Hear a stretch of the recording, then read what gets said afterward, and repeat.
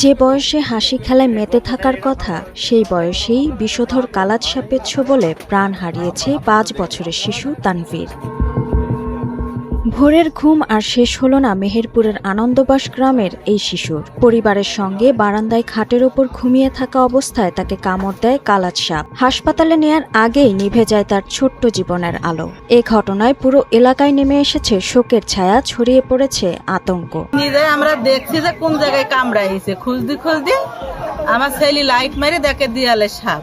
আমরা সে এখন ছেলির দেখা বাদ দিতে হই, আমরা ছেলি সবাই চলি গেছি। সাপ কালো আর গায়ে সাদা সাদা মতো তিলি তিলি, একবারই তাকাইছি একবারই দেখতেছি, ওই আর দেখিনি আমি। মেহেরপুরের বিভিন্ন গ্রামে গত ২ মাস ধরে বেড়েছে ভয়ঙ্কর বিষধর কালাজ সাপের উপদ্রব। স্থানীয়রা জানান, রাতের অন্ধকারে ইঁদুরের পেছনে ছুটতে গিয়ে এসব সাপ বসতবাড়িতে ঢুকে পড়ে এবং অনেক সময় ঘুমন্ত মানুষকে ছোবল দেয়। ওই সাপটা প্রথম দেখা আমার হলে যে বেড়ে একটা ছেলে কামড়ে হলো, সেটা মারা গেল। ওই সাপ আর এই সাপে একই কালার, ওই সাদা আর কালো দিয়ে দাগ টানা। ওই সাপ প্রথমে দেখছি আমরা দেওয়ালে বেড়ে বেড়াইছি, তারপর আমরা নিশ্চিন্ত হয়েছি না সাপে কামড়িয়ে। তার আগে তার আমরা নিশ্চিন্ত হতে পারি।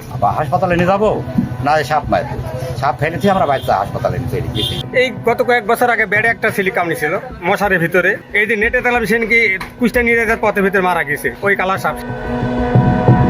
কালাজ বা কমন ক্রেট সাপ দেশের অন্যতম বিষধর সাপ হিসেবে পরিচিত। এই সাপের কামড়ে আক্রান্ত হলে দ্রুত চিকিৎসা না নিলে মৃত্যুর ঝুঁকি থাকে। অনেক ক্ষেত্রে দেখা যাচ্ছে যে অনেকগুলো সাপের কামড়ে রোগী আসছে যারা বিষাক্ত সাপের কামড়ে না, তারা আসছে সাধারণ যে সাপগুলো ছিল। কিন্তু যেগুলো বিষাক্ত সাপের কামড়ে আসছে সেগুলোর ক্ষেত্রে অনেকেই দেখা যাচ্ছে কি অনেক সময় ক্ষেপণ করে আসছে, কেউ কবিরাজের কাছে যাচ্ছে বা কেউ বাসাতেই সময় ক্ষেপণ করছে। কমন ক্রেট যে সাপের কথা জানি, এই সাপটা আসলে এতটাই একটা মারাত্মক সাপ যে এর ক্ষেত্রে যদি কামড়ায় তাহলে সেই ক্ষেত্রে দৃশ্যমান কোনো কামড়ের চিহ্ন প্রাথমিক অবস্থায় নাও দেখা যেতে পারে, অথবা এটা সাধারণত রাত্রিবেলা ঘুমের মধ্যে কামড়ায়।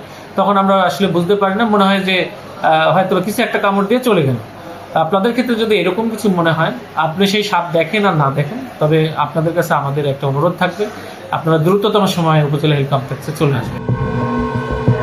স্বাস্থ্য কর্মকর্তাদের পরামর্শ, রাতে সতর্কভাবে চলাচল, ঘরের আশপাশের ঝোপঝাড় পরিষ্কার রাখা এবং সাপের কামড়ের সন্দেহ হলে দ্রুত হাসপাতালে নেয়ার পরামর্শ দিয়েছেন।